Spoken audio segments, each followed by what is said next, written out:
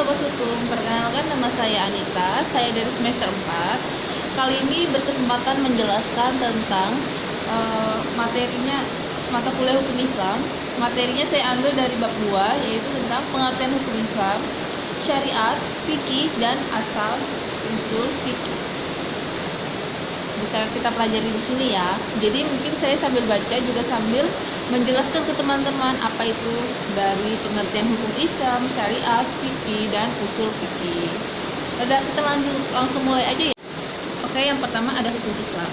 Istilah hukum Islam berasal dari dua kata dasar, yaitu hukum dan Islam. Jadi ada dua kata dasar, hukum dan Islam.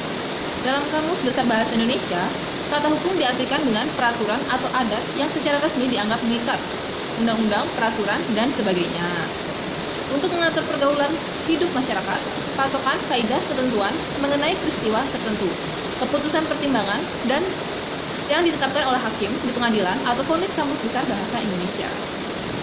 Nah, secara sederhana, hukum Islam dapat dipahami sebagai peraturan-peraturan atau norma yang mengatur tingkah laku manusia dalam suatu masyarakat, baik peraturan atau norma itu berupa keyakinan, kenyataan yang tumbuh dan berkembang dalam masyarakat, maupun peraturan atau norma yang dibuat dengan cara tertentu dan ditegarkan oleh penguasa.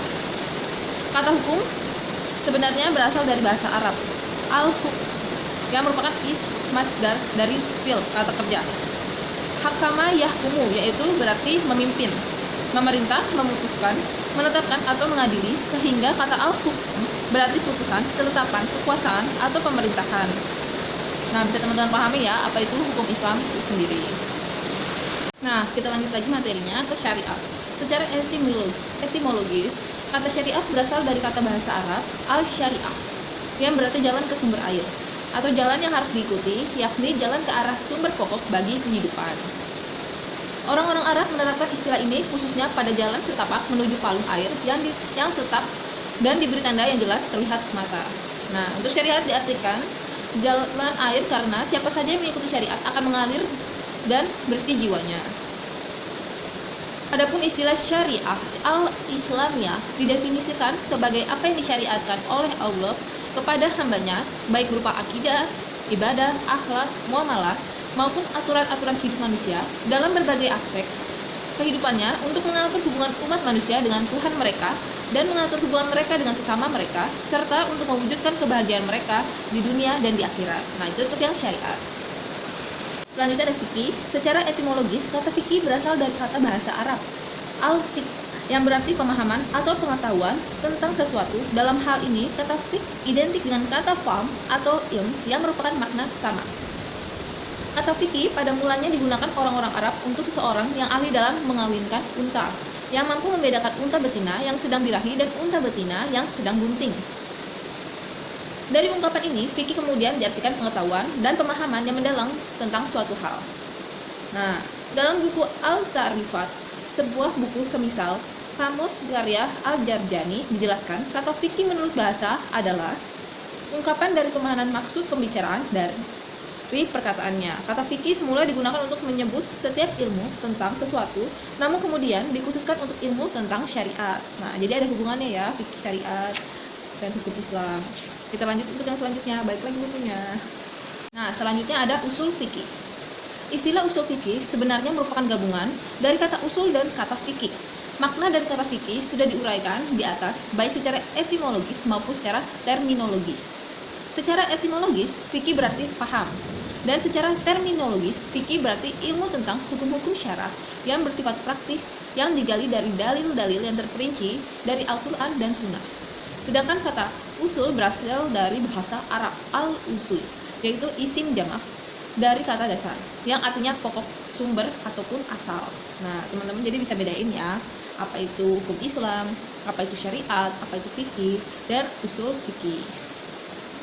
Kita lanjut lagi, balik ke halaman selanjutnya. Nah, di sini juga dijelaskan untuk mengetahui perbedaan antara fikih dan usul fikih dapat disimak ilustrasi contoh berikut. Dalam kitab-kitab fikih dapat ditemukan bahwa sholat hukumnya wajib. Wajibnya sholat ini merupakan hukum syara. Al-Quran dan Sunnah tidak pernah mengungkapkan secara tegas bahwa sholat itu wajib.